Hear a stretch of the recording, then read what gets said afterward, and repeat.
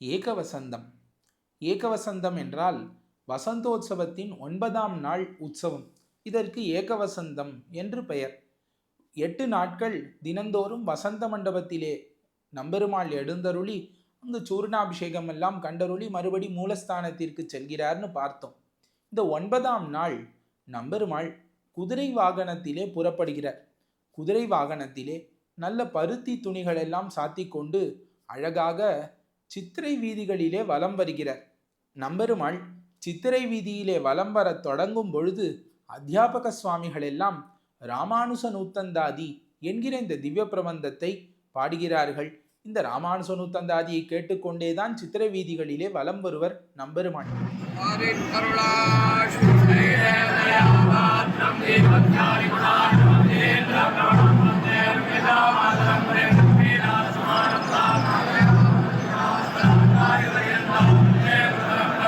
பெரியோர்கள் எல்லாம் சொல்லி கேள்விப்பட்டதுண்டு.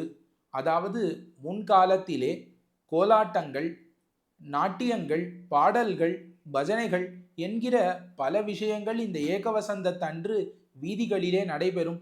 இது எல்லாவற்றையும் ரசித்து கொண்டு பார்த்து கொண்டே நம்பெருமாள் வீதி எழுந்தருள்வர் என்று சொல்லுவர்கள் பெரியோர்கள். ஆனால் இப்பொழுது அதெல்லாம் நடைபெறுவதில்லை. வெறும்ன ராமானுச நூத்தந்தாதி கோஷ்டி நடைபெறுகிறது. இந்த ராமானுச நூத்தந்தாதியை கேட்டுக்கொண்டே சாயங்காலத்திலே நம்பெருமாள் சித்திரை வீதிகளிலே வலம் வருகிறார். சித்திரை வீதிகளிலே வலம் வந்து மறுபடி கோவிலுக்குள்ளே சென்று கோவிலுக்குள்ளே 4ஆம் பிராகாரத்திலே இருக்கக்கூடிய சந்திர புஷ்கரிணி என்கிற அந்த குளத்திற்கு செல்கிறார். அங்கு தீர்த்தவாரி உற்சவம் நடைபெறுகிறது.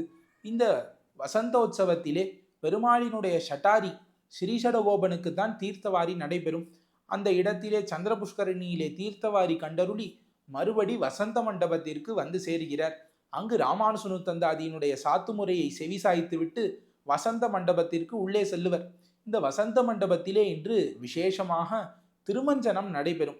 அந்த குளத்திற்கு நடுவிலே இருக்கக்கூடிய மண்டபத்திலே வீத்திருந்து திருமஞ்சனத்தை எல்லாம் கண்டருளி அதற்கு பிறகு திருவாராதனங்கள் எல்லாம் கண்டருளி இந்த வசந்தோற்சவத்தை பூர்த்தி செய்து கொண்டு மறுபடி இரவு புறப்பட்டு தன்னுடைய ஆஸ்தானமான மூலஸ்தானத்திற்கே எழுந்தருள்கிறார் நம்பெருமாள்.